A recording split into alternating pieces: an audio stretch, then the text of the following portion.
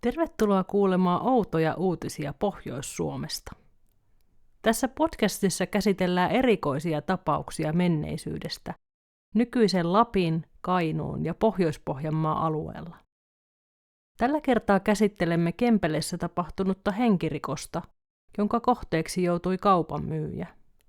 Lähteenä käytetyt uutiset julkaistiin Kalajokilaakso, Kaleva, Lahti, Liitto ja Pohjanmaan pienviljelijälehdissä vuosien 1934 ja 1936 välillä.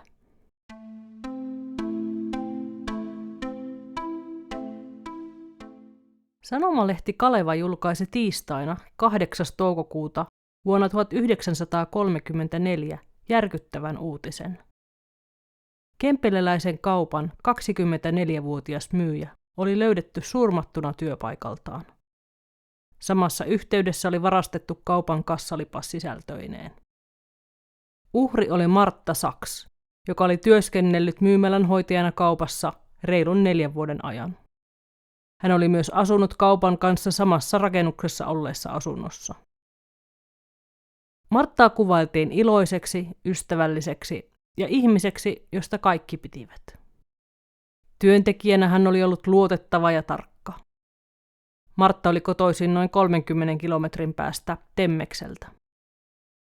Häntä kerrottiin jäävän kaipaamaan monien ystävien lisäksi äiti ja sisarukset. Kalevan mukaan surma oli tapahtunut lauantai-iltana.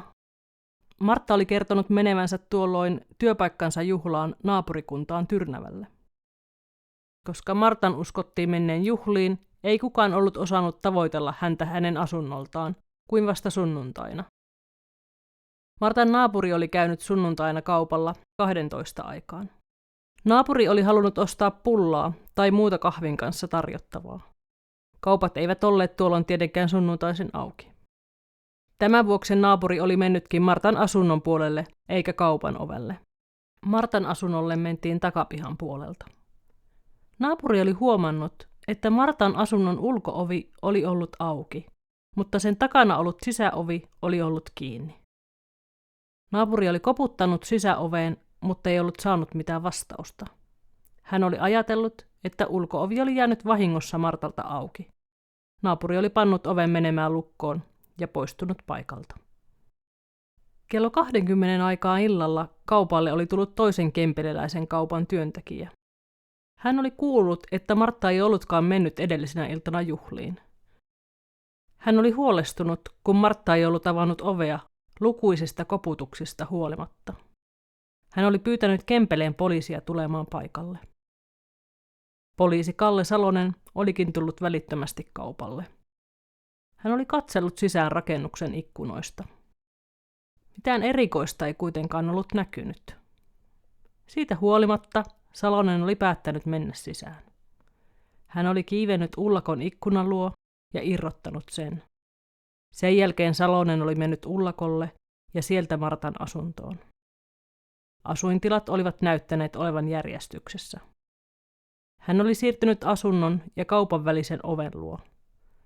Sen avattuaan hän oli kohdannut järkyttävän näyn. Lattialla oli ollut Martta Saksin verinen ruumis. Hänen kaulansa, vasen poskensa ja alavatsansa oli viilletty puukolla.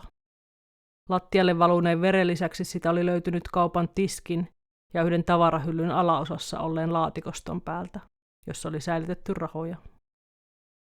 Näiden havaintojen jälkeen Salonen oli pyytänyt paikalle esimiehensä. Esimies oli puolestaan pyytänyt tutkintaan mukaan rikostutkijat. Kalevan mukaan tutkimuksissa oli selvinnyt, että Martta Saks oli sulkenut kaupan lauantai-iltana tavalliseen aikaan. Hän oli riisunut sinisen takkinsa, jota käytti työaikana, ja vaihtanut sen harmaaraidalliseen siivoustakkiin. Sen jälkeen hän oli alkanut siivota kaupan puolella.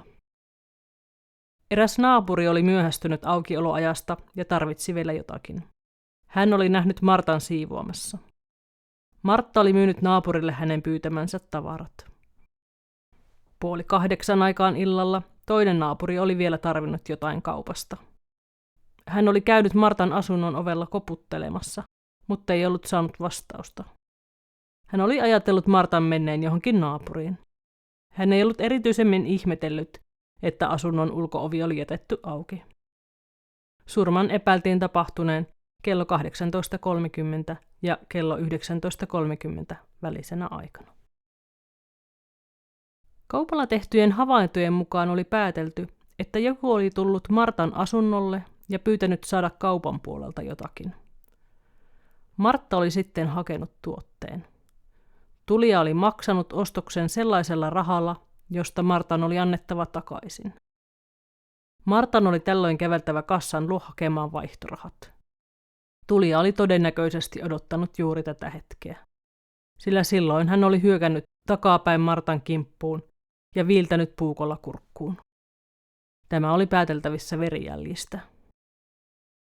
Martta oli päässyt pakenemaan vielä kaupan asiakastilan puolelle palvelutiskissä olleesta aukosta. Samalla hyökkäjä oli kuitenkin ehtinyt viiltää vielä puukollaan Marttaa kasvoihin. Hyökkäjä oli ilmeisesti ajatellut Martan pääsevän joko ulko-oven vieressä olevaan puhelimeen tai ovesta ulos, ja oli puukottanut Marttaa vielä tiskin ylitse vatsaan.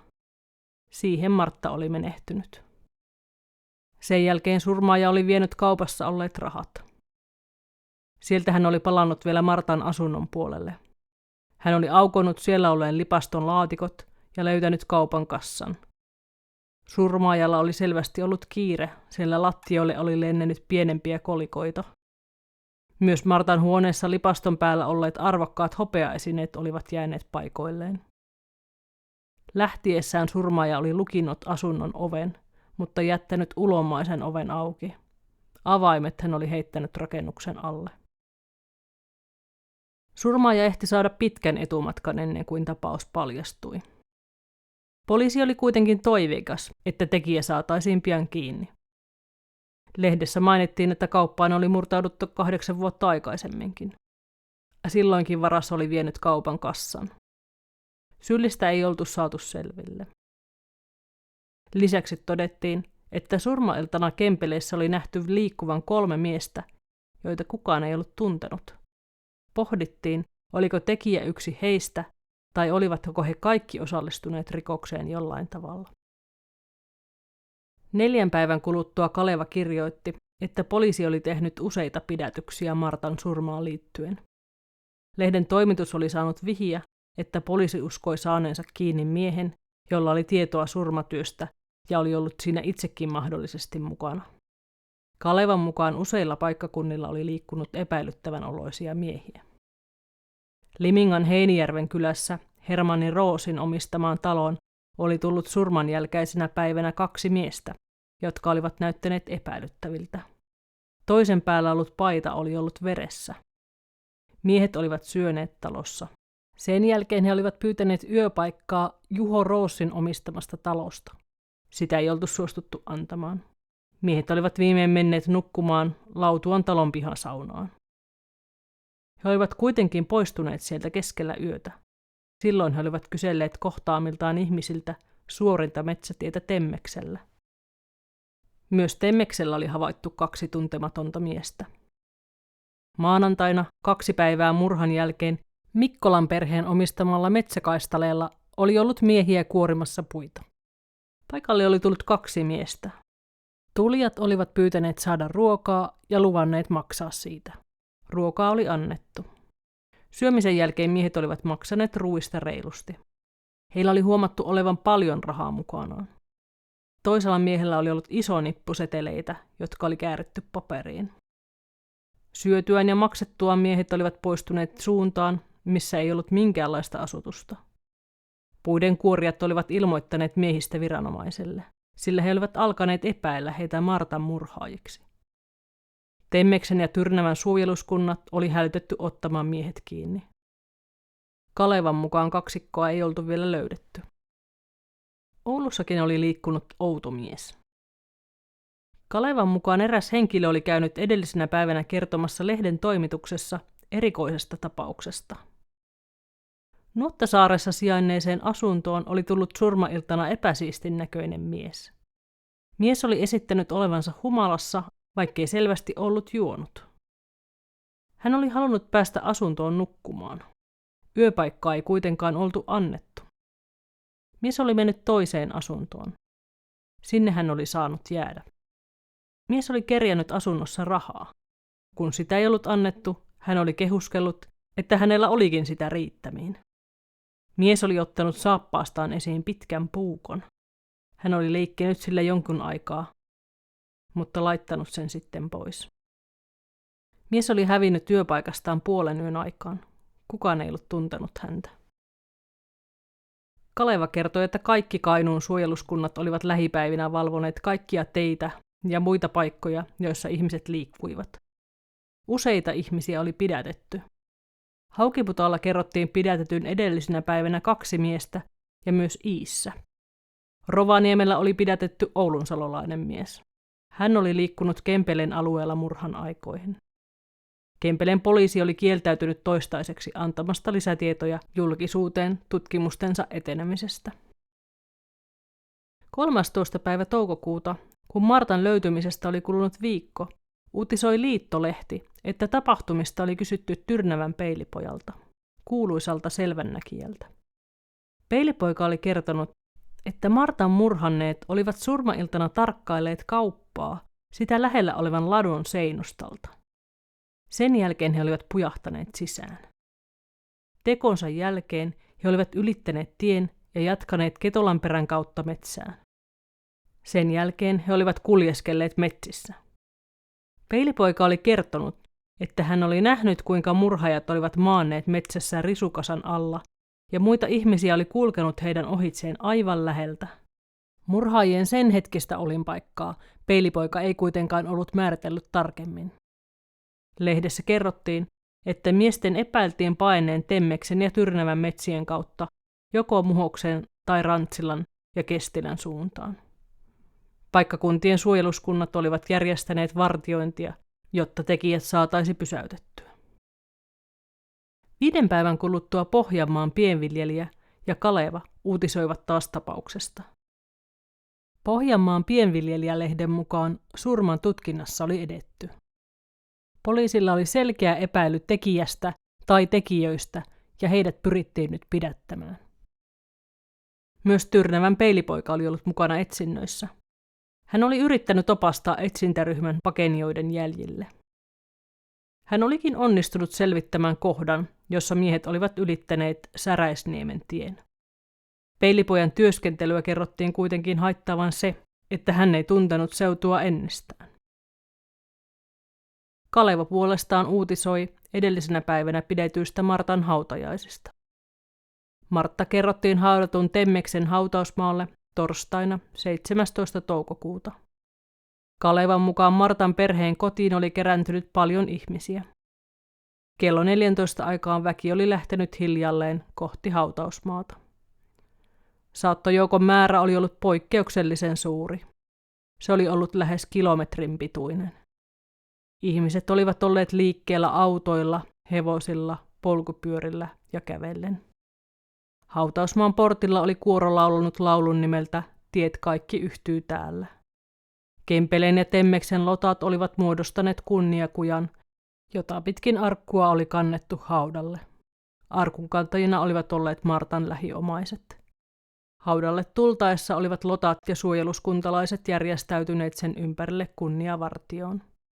Arkku oli laskettu hautaan kuoron laulaessa Mikuljen kohti kuolemaa. Martan oli siunannut haudan lepoon Kempeleen kirkkoherra Kalle Kajanus. Hän oli ollut Kempeleessä Martan naapuri. Kirkkoherra oli puhunut kauniisti siitä, kuinka jokainen ihminen syntyy äidistään ja elää vain lyhyen elämän. Sitten hauta oli lapioitu umpeen. Martan haudalle oli käynyt laskemassa Seppeleen omaisten ja läheisten lisäksi muun muassa hänen työpaikkansa edustajat ja työkaverit. Moni järjestö oli myös tuonut Seppeleensä. Haudalle olivat laskeneet Seppeleensä molempien paikkakuntien suojeluskunnat, Martat ja nuorisoseurat sekä Tuiran puolen äidit ja Kempeleen hengellinen kuoro. Toinen Kempeleen Lottien Seppelettä laskemassa ollut nainen oli Martan hyvä ystävä Salli Kajava, siunauksen suorittaneen kirkkoherran sisko. Salli oli pitänyt haudalla ystävänsä muistoksi puheen. Haudalta oli sitten siirrytty muistotilaisuuteen Martan perheen kotiin. Muistotilaisuudessa oli laulettu virsiä ja hengellisiä lauluja sekä kuultu kirkkoherran ja paikallisen papin puheet. 20. toukokuuta, 15 päivää surman jälkeen, Kaleva uutisoi etusivullaan, että Martta Saksin murhaaja oli pidätetty. Lehdessä oli kuva miehestä, joka käveli kiireisen näköisenä viranomaisten keskellä autosta poliisilaitokselle. Miehellä oli lättähattu, valkoinen kauluspaita, puvuntakki, suorat housut ja kiiltävät kengät. Lehdessä oli miehestä myös kasvokuva, mahdollisesti passikuva, jossa hän näytti nuoremmalta kuin toisessa kuvassa, mutta tyyli oli sama, lättähattu, valkoinen kauluspaita ja takki. Miehen nimi oli Heikki Westerinen. Hänet oli pidätetty Haukiputaalla. Haukiputaan poliisit Jaakko Kuivamäki ja Kustaa Pohjonen olivat saaneet Oulusta Westerisen valokuvan ja tunnistaneet hänet jo pidempään paikkakunnalla asustelleeksi mieheksi. Miestä oli ehditty jo puhuttaa tapauksen johdosta, mutta hänet oli vapautettu. Hän oli osannut kertoa uskottavasti, ettei voinut olla surmailtana Kempeleessä. Heikki Westerinen oli hankkinut asiasta myös todistajat. Haukiputaan poliiseilla oli tiedossa, että Heikki Westerinen oli seurustellut Helli Wedman-nimisen naisen kanssa. Hellin aviomies oli kuollut ja Helli oli töissä sahalla ja oli juuri muuttanut asumaan työpaikkansa vieressä sijaitsevaan Nivan taloon. Poliisit olivat kyselleet Helliä hänen edellisestä asuinpaikastaan. Helli oli kuullut tästä ja soittanut poliisille. Hän oli halunnut tietää, miksi häntä oli haluttu tavoittaa.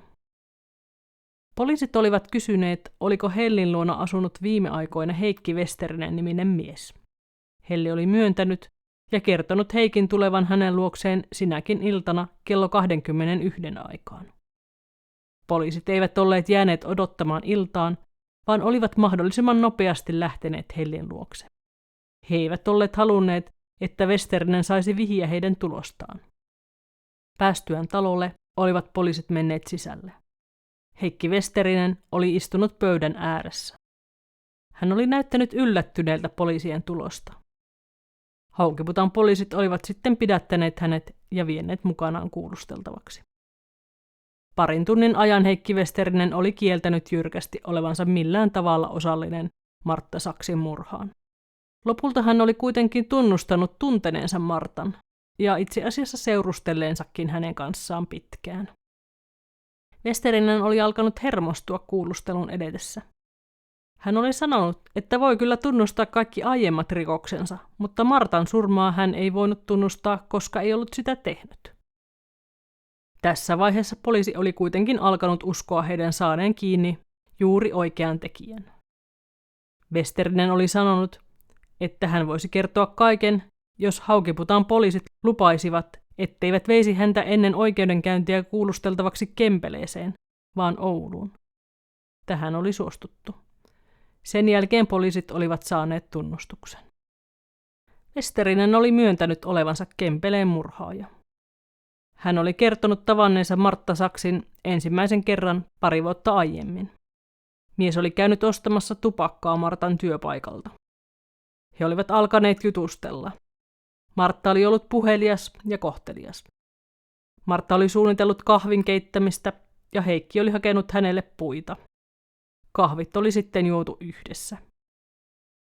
Heikki oli muuttanut tuon tapaamisen jälkeen Ouluun. Hän oli käynyt tapaamassa Marttaa melkein joka ilta noin kuukauden ajan.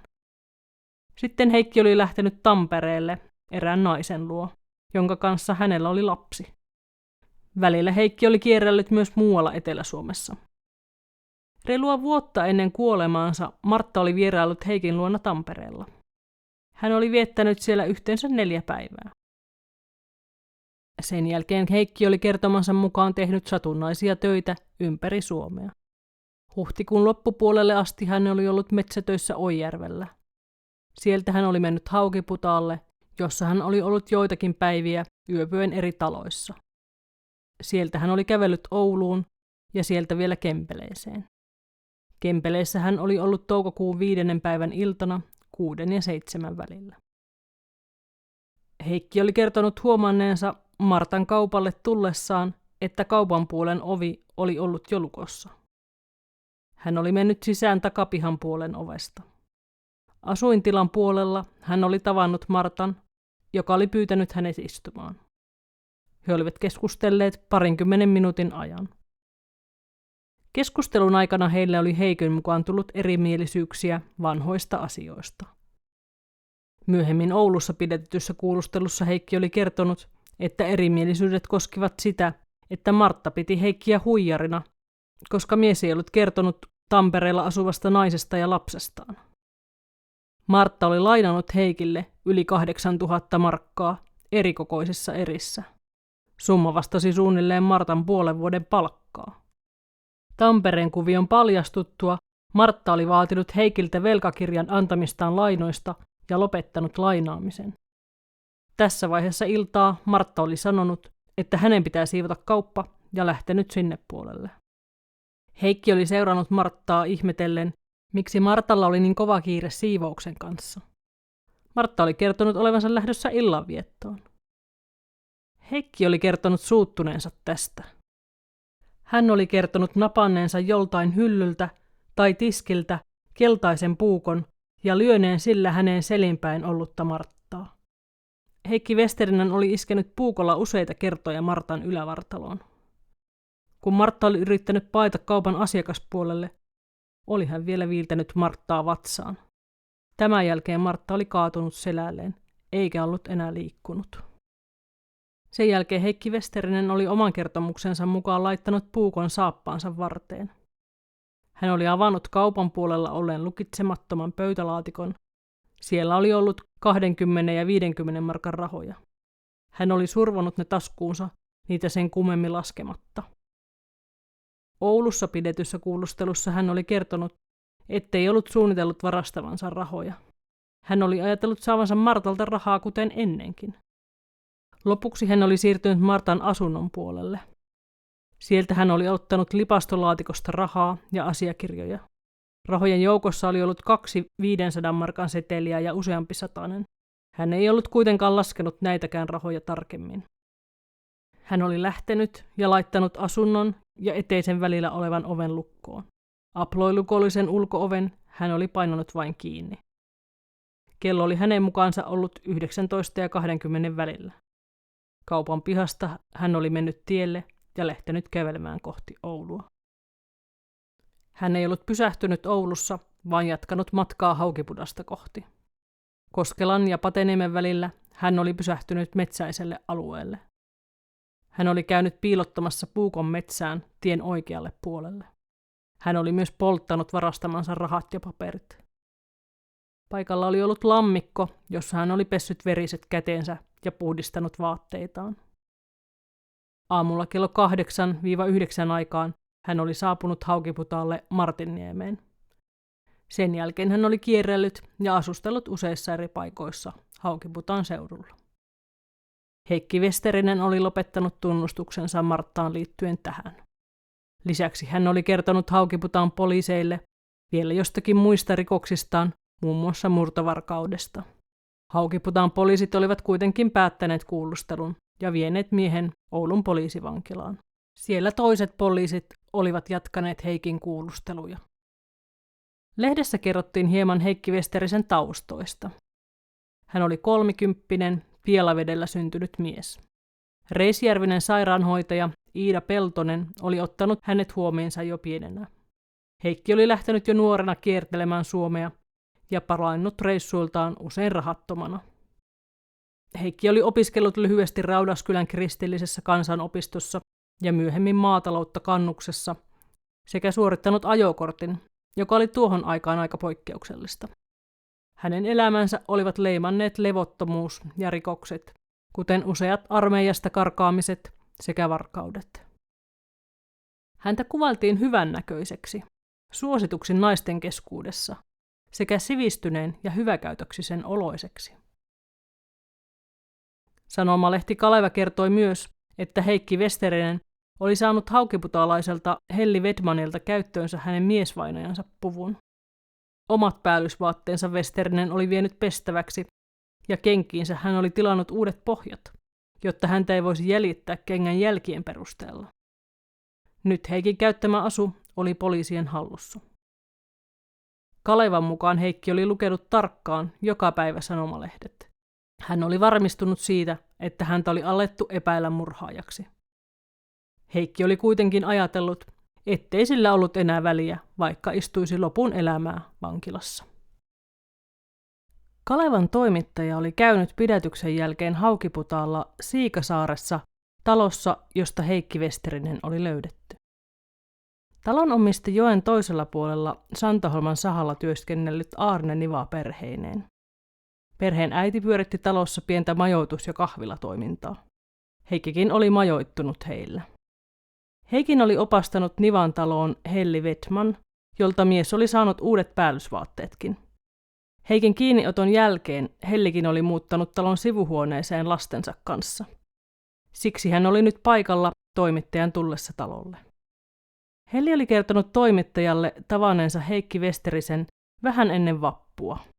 Tarkkaa päivää hän ei ollut muistanut, mutta oletettavasti siis noin viikkoa ennen murhaa. Helli oli ollut silloin yksin kotonaan edellisessä asunnossaan Haukiputaan keskustassa. Heikki oli tullut hänen kotiinsa kiertelevän pätkätyömiehen näköisenä ja kertonut tarvitsevansa jonkinlaisen säkin ja että naapurit olivat neuvoneet tulemaan hänet Hellin luokse. Kun Helli oli kysynyt, mihin mies tarvitsisi säkkiä, oli Heikki naureskellut, että aikoi alkaa kerjätä ja voisi laittaa sinne kerjäämällä saamansa ruuat ja tavarat. Helli oli moittinut, että kerjäämässä kulkeminen ei sopinut aikuisille miehelle. Silloin Heikki oli sanonut olevansa itse asiassa työnjohtaja. Helli oli tuuminut, että heillä päin työnjohtajat tienaavat itse omat rahansa ja tavaransa. Mies oli kuitenkin näyttänyt Hellille kirjekuoren, johon oli kirjoitettu osoitetietoihin työnjohtaja Heikki Westerinen. Helli oli antanut Heikille lopulta vanhan repun ja mies oli lähtenyt. Helli oli kertonut toimittajalle, että oli tavannut Heikin jälleen viikon päästä lauantaina, samana päivänä kun Martta oli murhattu. Toimittaja oli vielä varmistanut, että ajankohta oli todellakin ollut tämä. Helli oli kertonut, että oli päässyt 3 päivällä töistä sahalta ja ollut matkalla kotiin, kun oli nähnyt Heikin. Heikki oli tuolloin kertonut hänelle ollensa töissä Haukiputaan Martinniemessä. Heikki oli pyytänyt saada tavata Helliä illalla. Hellin mieleen oli tuolloin tullut tarjota oman miesmainajansa pukua Heikille. Helli oli luvannut, että Heikki voisi maksaa sen sitten, kun saisi taas töitä. He olivat sopineet tapaavansa myöhemmin illalla joen toisella puolella Hellin viljelypalstalla. Kun Helli oli käynyt vähän ennen 4 kaupassa, oli hän nähnyt Heikin vielä tiellä. 8 aikaan nainen kertoi lähteneensä joen toiselle puolelle, jonne oli silloin vielä ollut hankala päästä kevättulvan vuoksi. 9:30 aikaan Helli oli tavannut Heikin Siikasaareen menevän tien alussa. Heikki oli kertonut käyneensä sinä aikana taas Martinniemessä. He olivat jutelleet noin puolille yötä asti. Kotiinsa Helli kertoi päässeensä vasta 1:30 aikaa aamuyöllä. Hellin oli vaikea uskoa, että Heikki Westerinen oli tunnustanut murhanneensa Martta Saksin. Hänen mielestään mies ei mitenkään olisi voinut ehtiä käydä Kempeleessä illalla 9:30 ja 9:30 aikaan tappamassa naisen ja ehtiä sitten takaisin Haukiputaalle. Kalevan mukaan Helli Vetman oli kuitenkin erehtynyt päivistä, eikä ollut tavannut miestä murhapäivänä, vaikka väitti kovasti olevansa varma. Siitä viikon päästä Heikki Westerinen oli ilmestynyt Helli Vetmanin työpaikalle Santaholman sahalle. Heikki oli pyytänyt saada Hellin aiemmin lupaaman puvun. Mies oli kertonut, että hänellä voisi olla Haukiputaan Halosenniemessä työpaikka tiedossa. Kun Hellin työvuoro oli päättynyt, olivat he lähteneet hänen luokseen hakemaan pukua. Heikki oli kysynyt Helliltä, missä hän voisi yöpyä sen viikonlopun ajan. Helli oli kertonut Nivan perheen talosta Siikasaaressa. He olivat myöhemmin käyneet yhdessä hankkimassa Heikille majoituksen Nivojen luota. Nivan perheen äiti oli kertonut, että Heikki Westerinen oli sillä kertaa yöpynyt heillä maanantai-aamuun asti. Mies oli lähtenyt kello 10 ja kertonut menevänsä Martinniemeen. Heikillä ei ollut tuolloin rahaa, mutta hän oli luvannut palata maksamaan laskunsa. Heikki Westerinen olikin palannut perjantai-iltapäivänä 2 aikaan. Miehellä oli ollut yllään Helli Wedmanin antama puku. Nyt Heikillä oli ollut kolikoita, joilla hän oli ostanut talosta kahvin ja voileivän. Vuokraansa mies ei kuitenkaan ollut vieläkään maksanut. Heikki ei kuulemma ollut löytänyt töitä ja oli sanonut, etteivät ne häntä oikeastaan kiinnostaneetkaan. Hän oli kertonut, että ainahan rahaa saa. Hän oli kertonut ostaneensa juuri uudet kengät, sukat ja aluspaidan. Westerinen oli sanonut, että poliisi oli pidättänyt hänet hänen uusien vaatteidensa takia. Miehen ranteessa oli ollut pyöreä naisten rannekello, jossa oli ollut musta kellotaulu. Westerinen ei ollut kertonut, mistä oli hankkinut kellon, vaikka nainen oli kysynyt. Hän oli vain sanonut, että onneksi hänet pidättäneet poliisit eivät olleet kyselleet kellon alkuperää. Siitä ei kuulemma olisi ollut niin helppo selvitä puhumalla. Naisen mukaan Westerinen oli ollut hermostuneen oloinen ja kysellyt talossa käyneiltä miehiltä, olivatko he olleet koskaan pidätettyinä ja mitä heille oli silloin tehty. Talon omistaneen Arne Nivaan mukaan Westerinen oli vaikuttanut rauhalliselta ja sivistyneeltä mieheltä. Hänen vaimonsa, joka oli joutunut olemaan enemmän miehen kanssa tekemisissä, oli kuvaillut tätä jollain tapaa yliavuliaaksi ja epäilyttäväksi.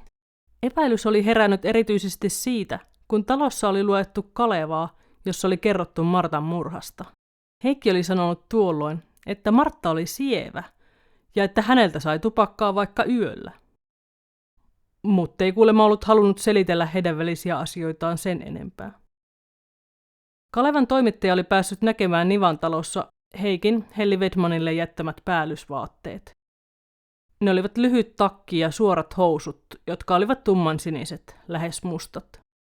Niissä oli näkynyt useita pieniä tahroja, mutta oli ollut mahdoton sanoa, olivatko jotkut niistä poispesty veren jättämiä jälkiä. Kalevan mukaan Kempeleen poliisiviranomaiset olivat sanoneet, että teko vaikutti harkitulta ryöstömurhalta. He olivat löytäneet Heikin ja Martan välisiä kirjeitä, joissa Heikki uhkaili Marttaa. Heikki oli uhannut vaatia vielä aiempien Martalta saamiensa rahojen lisäksi pikkuhiljaa 10 000 markkaa, ja jos hän ei saisi niitä hyvällä, niin hän ottaisi ne väkisin. Jotkut olivat myös varoitelleet Marttaa Westerisestä, sillä olivat kuulleet miehen huonosta maineesta. Heikin jäljelle oli kuulemma päästy, kun poliisi oli löytänyt muun muassa velkakirjan ja muita papereita, joista mahdollisen murhaajan nimi oli löytynyt. Sen jälkeen poliisi oli soitellut eri puolille maata, muun muassa vankiloihin, ja kysellyt Westerisen kanssa tekemisissä olleilta vangeilta Westerisestä. Myös yhteistyö Tampereen poliisin kanssa oli tuonut tärkeää lisätietoa ja raskauttavia todisteita Westeristä vastaan. Kempeleen poliisin mukaan tapaus alkoi olla nyt selvitetty. 6 päivän päästä 26. toukokuuta 1934 Liittolehti kertoi, että epäilyttävät kulkijat olivat vähentyneet Kempeleessä murhatutkimusten käynnistyttyä. Lehden mukaan Martta Saksin murhaajasta oli kysytty myös Tyrnävän peilipojalta. Selvänäkijä oli sanonut, että murhaaja oli juuri sillä hetkellä pellolla kyntötöissä. Keväisin maa käännettiin hevosen vetämän auran avulla. Lehden mukaan murhaaja ei siis välttämättä ollutkaan kiertelevä henkilö, jos peilipojan näkyyn oli uskominen. Toukokuun 30. päivä Karjala ja useampi muukin lehti kertoi, että Martta oli ehkä osannut aavistaa olevansa vaarassa. Lehden mukaan naapuri oli kertonut, että Martta oli 2 viikkoa ennen kuolemaansa pyytänyt häntä laittamaan kaupan takapihan oveen isohkon aploi-lukon. Naapuri oli kysynyt Martalta, miksi hän haluaa oveen niin uuden lukon. Naapurin mielestä sen hetkinen lukko oli ollut vahva ja lisäksi ovessa oli ollut vielä jämäkkä salpa. Martta oli vastannut, että ei hän sitä koskaan tiennyt, mitä voi tapahtua. Kesäkuun 2. päivänä muun muassa Lahti-lehti uutisoi yllättäen, että Martan murhaan syyllisenä pidätetty Heikki Westerinen ei ollutkaan tekijä. Kempeleen poliisi oli todennut, että surma oli tapahtunut 7:30 aikaan lauantai-iltana ja Westerinen oli ollut silloin Haukiputaalla. Sieltä kesti kuulemma Kempeleeseen autollakin 2 tuntia, joten mies ei voinut olla syyllinen. Nykyään matka taittuu 0,5 tunnissa moottoritietä pitkin. Westeriseen keskittynyt tutkinta oli vienyt paljon poliisien aikaa ja antanut tekijälle tai tekijöille entistä pidemmän etumatkan. Poliisi oli laajentanut etsintöjä myös Kempeleen ulkopuolelle. Lisäksi he olivat selvitelleet rikospaikalta saatuja sormenjälkiä ja paikkakunnalla liikkuneita huhupuheita. Lokakuun lopulla Kalajokilaakso kertoi Martta Saksin murhan olevan yhä selvittämättä. Lehden mukaan Limingan osuuskauppa oli luvannut 3000 markan palkkion Martan murhaajan kiinni saaville. Sitten kirjoittelu Martan murhasta hiljeni. Kunnes miltei vuoden kuluttua keväällä oikeus alkoi käsitellä tapaukseen liittyvää oikeusjuttua. Kaleva uutisoi, että kempeleläinen Oskari Heikkinen oli haastanut kempeleläisen Sakari Laurilan oikeuteen kunnianloukkauksesta. Heikkinen oli syyttänyt Laurilan levittäneen huhua, että hän olisi Martta Saksin murhaaja.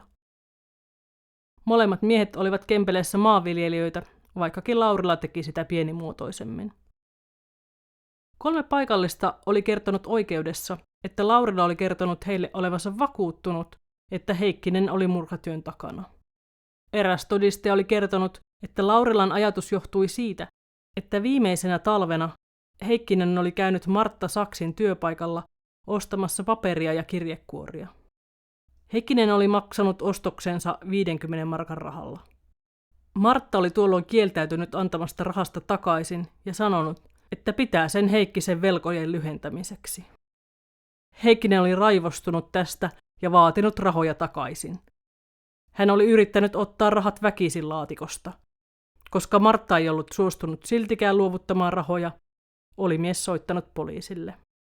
Poliisin käskystä Heikkinen oli viimein saanut rahansa. Pois lähtiessään Heikkinen oli kuulemma sanonut Martalle, että muistaa, että hän on isänmaallisen kansanliikkeen mies. Heikkisen kunnianloukkausasia ei kuitenkaan ratkennut vielä keväällä, vaan siirrettiin syksyn käräjäistuntoon. Marraskuun lopulla 1935 Kaleva uutisoi näistä käräjistä. Martan ystävä ja naapuri Salli Kajava oli kutsuttu todistajaksi. Hän oli kertonut, että Martalla ja Oskari Heikkisellä oli huonot välit. Salli oli kertonut olleensa kaupalla parilla kerralla, kun Martta ja Oskari olivat riidelleet jostain velasta. Martta oli vaatinut Oskaria maksamaan sen takaisin. Lisäksi Salli oli kertonut oikeudenkäynnissä jotain murhaillasta. Hän oli sanonut nähneensä nuoren Alina Kälkäisen kaupan viereisessä risteyksessä murhailtana kello 7:30 aikaan. Myös Alina oli ollut paikalla oikeudessa todistajana. Hän oli kertonut ollensa murhailtana kello 21 aikaan kävelyllä Reino Heinosen kanssa. Heinonen oli sanonut kuuleensa kaupasta jotain kopinaa. Alinan mukaan he eivät olleet nähneet kenenkään menevän kaupalle tai sieltä pois. Maanviljelijä Antti Aho oli toimittanut oikeudelle kirjallisen todistuksen. Sen mukaan Oskari Heikkinen oli tullut heidän kotiinsa Martan murhan jälkeisenä päivänä. Heikkinen oli vaikuttanut hyvin levottomalta eikä ollut oma itsensä. Heikkisen adoptiopoika oli kertonut Aholle, että heillä oli sellainen avain, joka käy joka lukkoon, muun muassa Martan kaupan lukkoon, ja että kaupan lukko oli sillä avattukin. Todistaja vaimo oli kertonut, että Heikkiselle oli ostettu murhan jälkeen uusi lukko. Heikkinen oli hankkinut oikeuteen myyjä Olli Latolan kertomaan, että Heikkisen sukulaispoika oli käynyt ostamassa ihan tavallisen lukon. Maanviljelijä Juho Tuppurainen oli myös toimittanut oikeudelle kirjallisen todistuksen, jossa kerrottiin Oskari Heikkisen ja Martta Saksin riidoista. Sen lisäksi hän oli kertonut suullisesti olensa jonkun aikaa ennen murhaa käymässä kaupalla. Silloin Martta oli nähnyt Heikkisen kulkevan tiellä. Nainen oli miettinyt, olikohan Heikkinen tulossa kaupalle. Todistaja oli kysynyt Martalta, pelkäsikö hän Heikkistä. Martta oli sanonut pelkäävänsä ja todennut, että hänen pitäisi päästä pois Kempeleestä. Todistajan Saimi-tytär oli ollut töissä opettaja Jokisalolla murhan aikaan. Oskari Heikkinen oli ollut siellä muokkaamassa peltoa.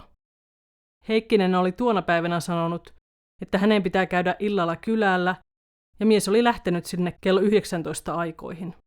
Saimi ei kuitenkaan ollut nähnyt Heikkisen palaavan. 3. todistajaksi pyydetty oli maanviljelijä Jaakko Rautio. Hän oli kertonut olleensa Martan kaupalla silloin, kun Oskari Heikkinen oli tullut ostamaan kirjekuorta. Heikkinen oli maksanut ostoksensa 50 markan setelillä, ja Martta ei ollut antanut siitä rahaa takaisin.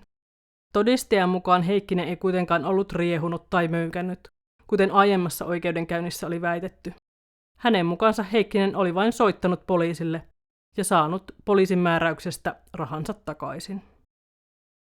Oikeus oli päätynyt todistajien kuulemisen jälkeen siihen, että Sakari Laurila sai 300 markan sakon Oskari Heikkisen kunnianloukkauksesta. Teon todettiin kuitenkin tapahtuneen ilman pahaa tarkoitusta. Lisäksi Laurilan piti maksaa Heikkisen oikeudenkäyntikulut yhteensä 1500 markkaa. Molemmat osapuolet joutuivat maksamaan itse omien todistajiensa palkkiot. 5. huhtikuuta 1936, miltei 2 vuotta Martan murhasta, Kaleva kertoi merkittävästä käänteestä tapauksen tutkinnassa. Mies nimeltä Kalle Jalmari Väisänen oli tunnustanut teon. Miehestä käytettiin julkisuudessa sekä Kalle että Jalmari nimeä. Tuttujen keskuudessa miehen kutsumanimi vaikutti olleen Jalmari tai Jallu. Jalmari asui Limingan Tupoksen alueella. Se sijaitsi noin 6 kilometrin päässä Martan kaupalta. Jalmarin kerrottiin pitäneen pientä maatilaa veljensä ja isänsä kanssa. Perhe oli muuttanut paikkakunnalle Pudasjärveltä joitain vuosia aiemmin.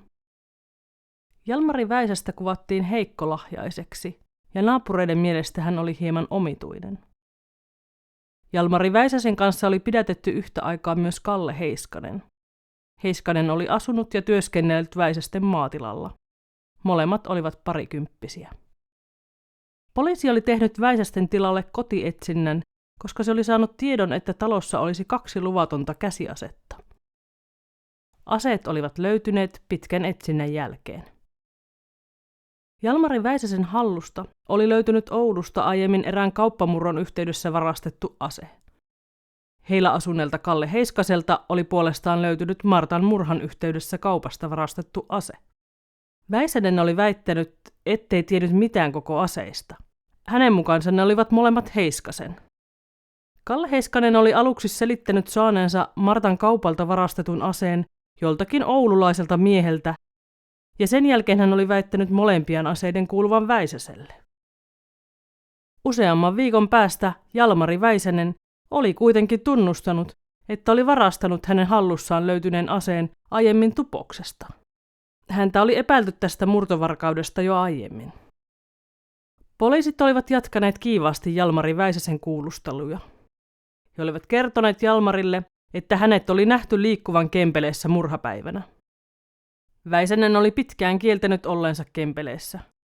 Viimein hän oli kuitenkin, kun hänet oli kuljetettu Ouluun, tunnustanut murhanneensa ja ryöstäneensä Martta Saksin. Poliisin saamien tietojen mukaan mies oli käyttänyt rikoksen jälkeen tavallista enemmän rahaa. Toukokuun lopulla Kaleva uutisoi Kalle Jalmari Väisäsen ensimmäisestä oikeudenkäynnistä. Oikeudenkäynti pidettiin Limingan kunnantalolla. Paikalla olivat olleet Martan äiti, veljet ja siskot sekä Martan työnantajan edustaja. Kunnantalolla oli parveillut myös paljon lehdistöä ja yleisöä.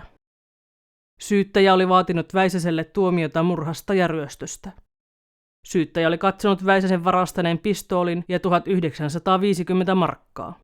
Martan veli oli vaatinut Väisäselle teosta kuolemantuomiota. Lisäksi hän oli vaatinut syytettyä maksamaan hautaus- ja oikeudenkäyntikuluja. Martan työnantajan edustaja oli vaatinut syytettyä korvaamaan kaupasta varastetut rahat ja joitain kuluja. Syyttäjä oli tuonut saliin tutkinta-asiakirjoja sekä Savage-merkkisen pistoolin. Hän oli kertonut, että aseeseen kuuluvaa lipasta ei ollut löydetty eikä myöskään puukkoa, jolla surma oli tehty. Jalmari Väisänen oli myöntänyt oikeudenkäynnissä, että oli surmannut Martta Saksin kuulusteluissa kuvaamallaan tavalla. Kuulusteluissa hän oli kertonut olleensa murhapäivänä kotonaan tekemässä aitaa. Sitä tehdessä hänen mieleensä oli tullut, ettei hänellä ollut rahaa. Hän oli muistanut nähneensä Martta Saksin käsitelleen kaupassa suuria summia. Hän oli päättänyt lähteä ryöstämään kaupan rahat. Jalmari oli ottanut sitä varten mukaansa puukon. Hän oli pannut sen ilman tuppea housujensa etutaskuun.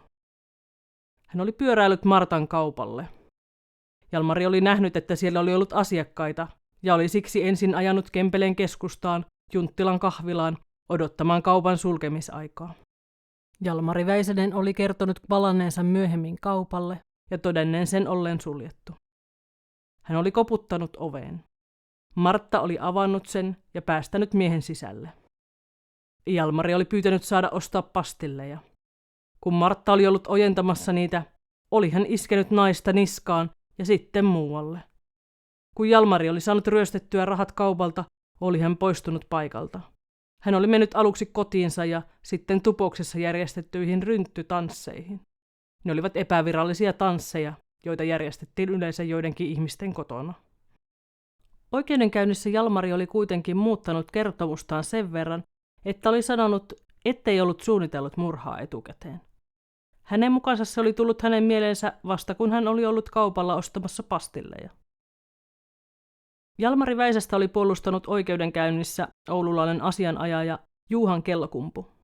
Kellokumpu oli huomauttanut oikeudelle, että mikään asiakirja ei todistanut Kalle Jalmari Väisäsen tehneen murhan. Väisäsen tunnustus oli hänen mielestään mitätön, koska mies oli psyykkisesti sairas. Asianajaja oli pyytänyt, että jos syytettä ei voitaisi perua, niin mies pääsisi ainakin mielentilatutkimukseen. Oikeudessa oli kuultu todistajana myös Jalmari Väisäsen kanssa yhtä aikaa kiinni otettua Kalle Heiskasta. Hän oli kertonut, että syksyllä samana vuonna kun murha oli tapahtunut, oli hän eräänä iltana palannut jostain Väisästen maatilalle, jossa asui. Hän oli löytänyt sängystään Savage-merkkisen pistoolin. Heiskasen mukaan ase oli jäänyt siihen Jalmari Väisäseltä, joka oli harrastanut aiemmin seksiä hänen sängyssään erään naisen kanssa. Aseessa oli ollut 2 panosta. Kun Heiskanen oli ollut palauttamassa pistoolia Väisäselle, oli mies sanonut, että hänellä oli toinenkin pistooli, joten Heiskanen voisi pitää aseen.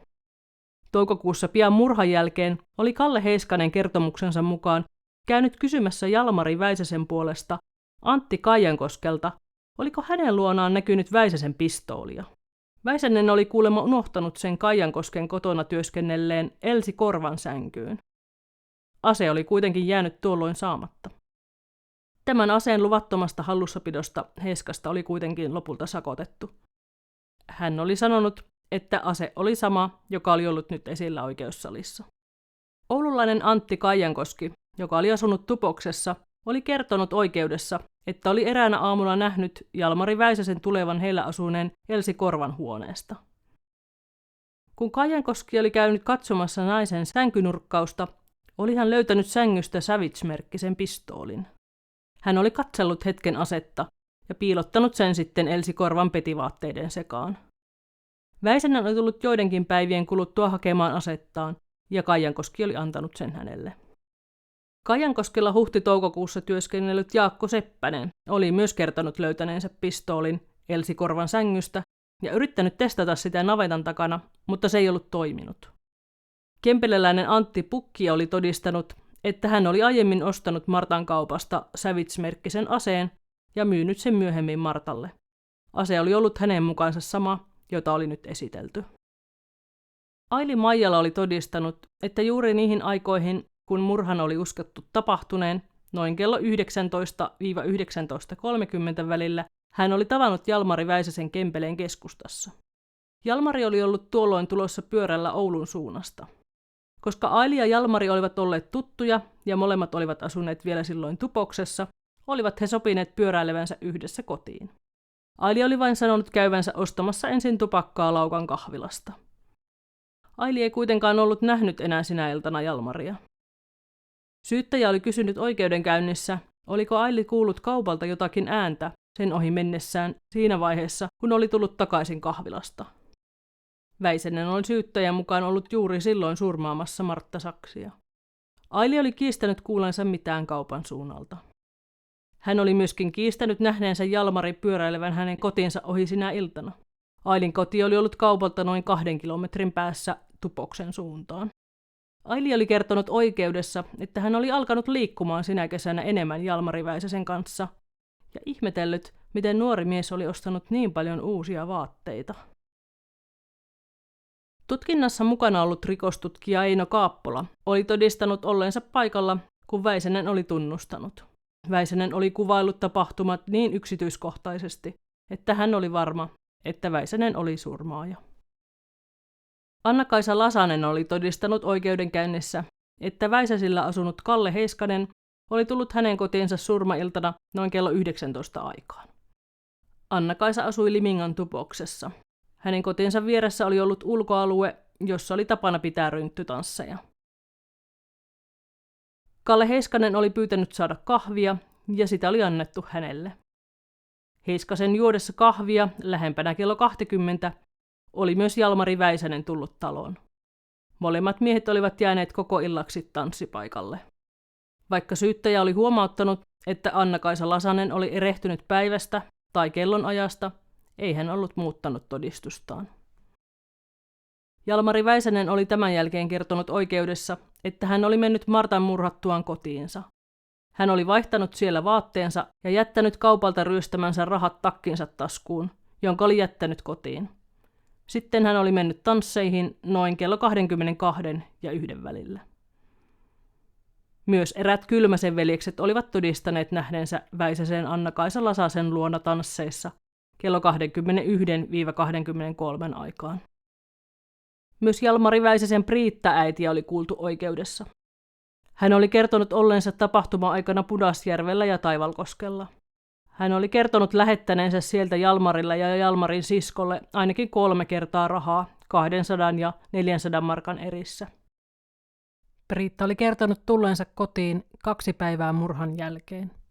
Silloin hän oli antanut Jalmarille 330 markkaa puvun ostoa varten. Jalmari olikin käynyt ostamassa puvun Oulusta. Poika oli käynyt myöhemminkin ostamassa lisää vaatteita äidiltä saaduilla rahoilla. Äidin mukaan Jalmari oli kiltti ja rauhallinen poika, joka teki aina töitä kotona, kun vain oli terveenä. Jalmarin isoveli Augusti oli todistanut, että Jalmari oli ollut paljon sairaana ja maannut puolet ajastaan sängyssä. Veljen mielestä Jalmari oli ollut aina hiljainen ja sulkeutunut. Veli oli ihmetellyt, mistä Jalmarilla oli ollut rahaa uusiin vaatteisiin, kun hänellä ei ollut työpaikkaa. Augusti oli kertonut antaneensa joskus veljelleen 10-15 markkaa. Augustin vaimo oli kuulemma alkanut epäillä, että Jalmari oli murhannut Martta Saksin. Surman jälkeisen uuden vuoden aikaan Jalmari oli lähtenyt kotoaan ja uhannut, ettei enää palaisi. Hän oli sanonut saavansa muualla enemmän rahaa kuin kotona. Hän oli kuitenkin palannut takaisin juhannuksen aikoihin.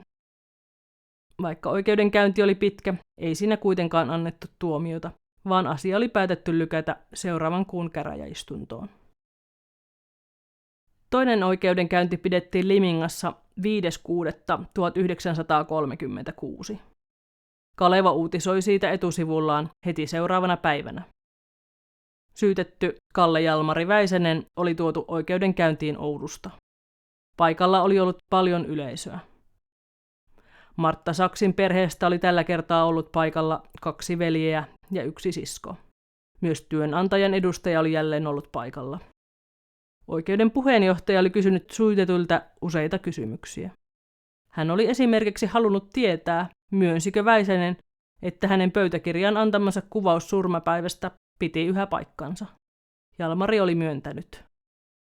Lisäksi Jalmari Väisänen oli kertonut muun muassa sen, että matka surmapaikalta hänen kotiinsa oli noin 7 kilometriä. Jalmari oli sanonut, että hän ei enää muistanut, oliko joutunut odottamaan Aili Maijalaa kahvilasta tupakanostosta. Sitäkään hän ei enää muistanut, oliko ottanut kaupalta varastamiansa rahoja mukaansa tanssipaikalle. Syyttäjä oli tuonut oikeudenkäyntiin karttapiirrokset, joihin oli merkattu Väisästen koti, murhapaikka, kahvilat, joissa Jalmari Väisänen oli ennen tekoa käynyt, sekä tanssipaikka. Kartan mukaan tanssipaikalta oli surmapaikalle 7,5 kilometriä. Syyttäjä oli tuonut oikeuteen kaupan kirjanpidon, jonka mukaan kassassa oli ollut surmaan aikaan 1600 markkaa. Syyttäjä oli myös todennut, että kaupassa oli lisäksi ollut pieni vaihtokassa, jonka lisäksi lauantaipäivänä myynti oli ollut vilkasta. Syyttäjän mukaan tämä todisti, että Väisänen oli voinut puhua totta kertoessaan varastaneensa joitain kymmeniä markkoja alle 2000 markkaa. Syyttäjä oli tuonut asiakirjojen lisäksi oikeuteen Joha-merkkisen pistoolin, joka oli aikaisemmin varastettu Tupoksen kaupasta. Väisänen oli myöntänyt kuulusteluissa varastaneensa tämän aseen Tupoksesta. Helvi Kokko oli todistanut oikeudenkäynnissä, että oli alkanut seurustelemaan Jalmari Väisäsen kanssa toukokuussa 1934. Seurustelu oli alkanut Tupoksen tanssipaikalla. Helvi oli muistellut, että seurustelu olisi alkanut surman jälkeen. Murhailtana ja sen jälkeisenä iltana hän oli muistellut olleensa kotonaan. Väisänen oli useamman kerran saatellut Helviä tanssipaikalta kotiin. Helvi oli kertonut oikeudessa, että hän oli sanonut Jalmarille, että Selkämaan pojat saattaisivat alkaa häiriköimään Jalmaria, jos hän lähtee saattamaan Helviä kotiin. Jalmari oli tähän todennut, ettei pelännyt, koska hänellä oli ase. Tansseja oli pidetty useita kertoja viikossa. Jalmari oli ollut Helvin mukaan tansseissa hyvin suosittu tyttöjen keskuudessa ja tarjonnut 5-6 tytölle kahvit yhden illan aikana. 3. yhteisellä tanssikerralla Väisänen oli tullut yöksi Helvin luo.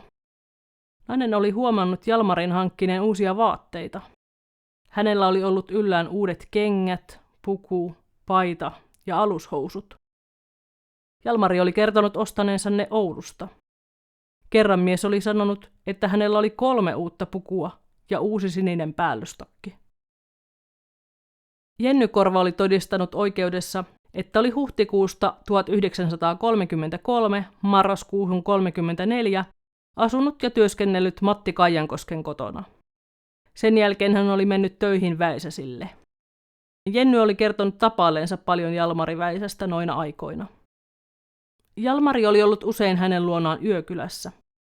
Jennyn mukaan Jalmarin ase oli jäänyt muutaman kerran hänen sänkyynsä, jolloin Matti Kaijankoski ja hänen talossaan työskennellyt Jaakko Seppänen olivat sen nähneet. Jenny oli kertonut oikeudessa, että Jalmari oli uhkaillut häntä usein, ettei nainen saisi seurustella muiden miesten kanssa. Jenny oli siksi ehdottanut Jalmarin veljelle ja hänen vaimolleen, että mieheltä otettaisiin ase pois. Jalmarin Augustiveli ei kuitenkaan ollut vastannut mitään Jennyn ehdotukseen. Kempeleläinen maanviljelijä Hannes Holma oli todistanut oikeudenkäynnissä käyneensä Martan kaupalla surmailtana kello 18.10. Kaupan sisällä oli tuolloin ollut Martan lisäksi Helvi Kokko. Hannes Holma oli pyytänyt Marttaa tulemaan heille juhlistamaan hänen isänsä syntymäpäivää. Martta olikin luvannut tulla, kunhan palaisi ensin työpaikkansa juhlista Tyrnävältä. Väisästä kuulustelleet poliisit oululainen Emil Holtinkoski ja kempeleläinen Kalle Salonen todistivat oikeudessa, että Väisänen oli kertonut olleensa rikospaikalla korkeintaan puoli tuntia. Väisänen oli myös kertonut kuulusteluissa ottaneensa tanssipaikalle muutamia varastavia markkoja. Syyttäjä oli halunnut tietää kuulusteluista tarkemmin, koska Väisäsen vastaukset olivat hieman eronneet kuulusteluissa ja oikeudenkäynnissä. Poliisien mukaan Väisänen oli kuulusteluissa sanonut haluvansa tunnustaa, jonka jälkeen miestä oli kehotuttu kertomaan kaikki asiat tapahtumajärjestyksessä. Kertomus oli sitten kirjattu mahdollisimman tarkkaan ja luettu useaan kertaan Väisäselle. Tapahtumat oli jälkikäteen tarkistettu ja ne olivat pitäneet kaikissa pääkohdissa paikkansa. Poliisien mukaan Jalmari Väisänen oli ollut kuulustelujen alkaessa hiljainen ja vakava. Tunnustuksen jälkeen hän oli piristynyt ja ollut iloisempi. Hän oli jopa vitsaillut. Heidän mielestään Väisänen ei ollut vaikuttanut mitenkään poikkeavalta. Syyttäjä oli vielä varmistanut heiltä, myytiinkö Junttilan kahvilassa, jossa Väisänen oli käynyt ennen murhaa, pastilleja. Eli olisiko niitä saanut sieltäkin, eikä vain Martan kaupalta. Kempeleläispoliisi Salonen oli kertonut kahvilassa myytävän kyllä monenlaisia yskänpastelleja, kuten pektuksia ja eukalyptuksia, mutta ei sellaisia irtopastelleja, joita Väisänen oli ostanut Martan kaupalta. Väisäsen asianajaja Kellokumpu oli kysynyt poliiseilta oikeudessa, oliko alustavissa kuulusteluissa käynyt ilmi, että murhapaikalta olisi sinä iltana nähty poistuvan 2 miestä. Poliisi Salonen oli vastannut, että Martti Sankilampi oli kertonut nähneensä 2 samankokoisen miehen laskeutuvan kaupan portaita alas noin kello 21 aikaan. Väisänen oli oikeudessa kiistänyt, että hänellä olisi ollut ketään mukanaan. Väisäsen naapuri Emil Kripp oli kertonut oikeudessa, että Jalmari Väisäsen veli Emil Väisänen oli kuollut noin 4 vuotta aikaisemmin. Mies oli kärsinyt mielenterveysongelmista ja ollut hoidettavana Paavalossa. Poikien isä ei naapurin mukaan ollut kovin viisas, mutta ei mielenterveysongelmainenkaan. Syytetyssä Kalle Jalmari Väisäsessä naapuri ei ollut huomannut mitään psyykkisiä oireita. Viimeiseksi oikeudessa oli kuultu vielä Jalmarin Priitta-äitiä. Hän oli kertonut, että heillä tosiaan oli ollut Emil-niminen poika, joka oli kuollut psyykkisesti sairaana. Emil oli hänen mukaansa joutunut Pudasjärvellä metsätöissä ollessaan onnettomuuteen, jossa puu oli kaatunut hänen päälleen. Pojan psyykkinen tila oli tuolloin romahtanut. Emil oli ollut ennen onnettomuuttaan samalla lailla hiljainen kuin Jalmari. Priitta oli kertonut miehensä velipojan olevan myös psykiatrisessa hoidossa Oulussa. Priitan mukaan myös hänen miehensä Jaakko oli myös jollain lailla omituinen ja oli kertonut hänen menevän huonompaan suuntaan päivä päivältä. Priitta oli pyytänyt oikeutta määräämään hänen poikansa mielentilatutkimuksiin psykiatriseen sairaalaan Ouluun. Jalmarin asianajaja oli kannattanut tätä ehdotusta. Syyttäjä oli kommentoinut, että sillä voi olla jotain merkitystä, että syytetyn suvussa oli mielenterveyden häiriöitä. Syytetyssä itsessään kukaan ei kuitenkaan ollut huomannut minkäänlaisia oireita. Väisäsen tavallista hiljaisemmaksi muuttunut käytös johtui hänen mukaansa miehen mieltä painaneesta murhasta, joka oli hänen mielestään osoitus normaalista mielentilasta. Syyttäjän mukaan Väisänen oli teon tehnyt ja tunnustanut. Erot puheissa, kuulusteluissa ja oikeudessa saattoivat hänen mukaansa johtua ulkopuolisten vaikutuksesta. Syytetty oli tarvinnut rahaa ja päättänyt hankkia sitä kaupalta. Pastillien osto oli syyttäjän mukaan tekosyy, sillä niitä olisi saanut Tupoksen kaupoista ja kahvilasta, jossa Jalmari oli käynyt.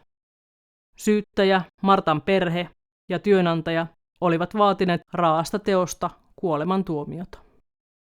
Oikeus oli hylännyt pyynnön Jalmarin mielentilatutkimuksesta. Oikeus oli todennut Kalle Jalmari Väisäsen surmanneen vakaata harkintaa käyttäen Martta Saksin iskemällä naista useita kertoja puukolla, jonka mies oli varastanut. Tämän jälkeen Väisänen oli vielä varastanut kaupassa olleet rahat. Oikeus oli tuominnut Väisäsen elinkautiseen pakkotyörangaistukseen ja menettämään äänioikeutensa. Hänet oli määrätty korvaamaan Saksin perheelle hautajaiskulut, kaupalle varastamansa rahat sekä todistajan ja oikeudenkäyntikuluja. Oikeus oli päättänyt, että Tupoksen kaupasta varastetusta aseesta tuleva rangaistus laskettaisi mukaan tähän samaan rangaistukseen. Oikeudenkäynti Tupoksen varkaudesta pidettiin viikon kuluttua. Siitä uutisoineen Kalevan mukaan Jalmaria oli syytetty murtautumisesta kauppaan sekä kassalippaan, pistoolin ja sen panosten varastamisesta. Jalmari oli väittänyt oikeudenkäynnissä, ettei muistanut mitään tällaista tehneensä. Oikeudessa todistajana olleet poliisit olivat kuitenkin kertoneet Jalmarin tunnustaneen asian kuulusteluissa ja aseen löytyneen hänen hallustaan. Myös kaupan kassalipas oli löydetty Väisästen kodin läheltä. Lisäksi oikeudessa oli kerrottu, että Jalmarille oli ilmestynyt murron jälkeen paljon uusia vaatteita. Jalmarin asianajaja Kellokumpu oli tälläkin kertaa pyytänyt mielentilatutkimusta. Oikeus oli jälleen hylännyt ehdotuksen. Sen sijaan Kalle Jalmari Väisänen oli tuomittu vuodeksi pakkotyörangaistukseen. Suurta merkitystä tuomiolla ei Jalmarin kohdalla enää ollut, sillä tämä yhdistettiin jo aiemmin saatuun ankaraan rangaistukseen, elinkautiseen pakkotyöhön vankilassa.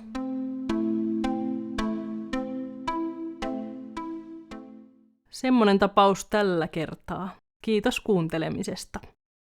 Jaan tähän loppuun vielä vähän omia ajatuksiani. Jos haluat kuunnella lähinnä vain uutisoidut faktat, niin tämä on hyvä kohta lopettaa kuuntelu.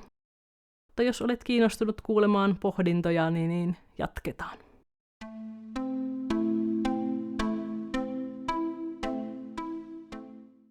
No niin, nyt liikuttiinkin sitten itselle tutuissa maisemissa, kun Kempele on mun kotipaikkakunta.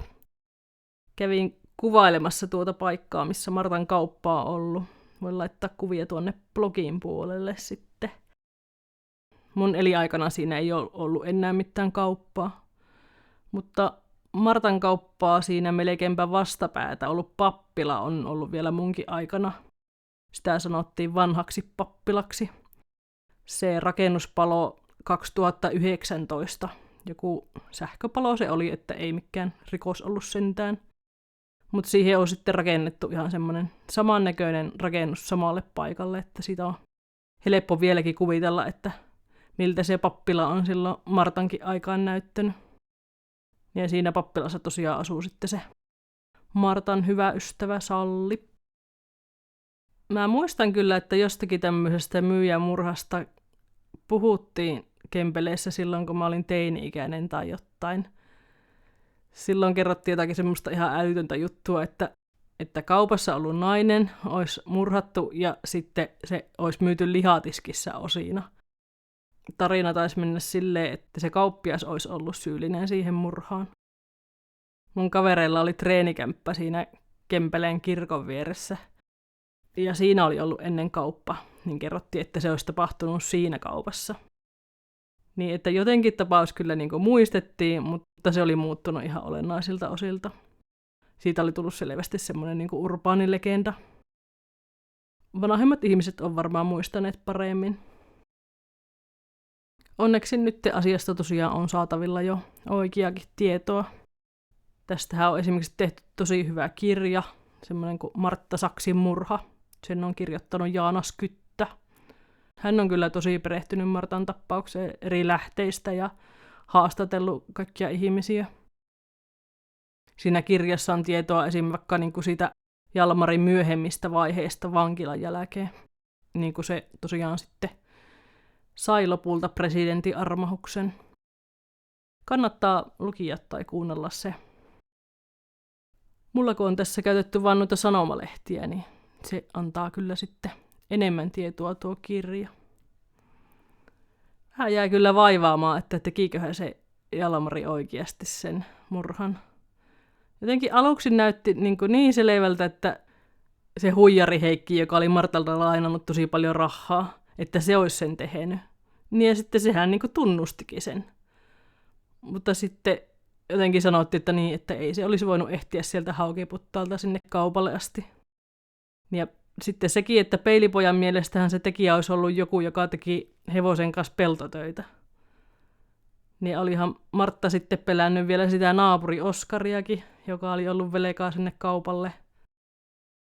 Kempellekin on kuitenkin ollut tuolloin aika hiljainen paikka, että jotenkin älytöntä, että siellä on pyörinyt sitten kuitenkin siellä Martankin kaupalla kaikennäköistä kulukijaa ja uhkailijaa.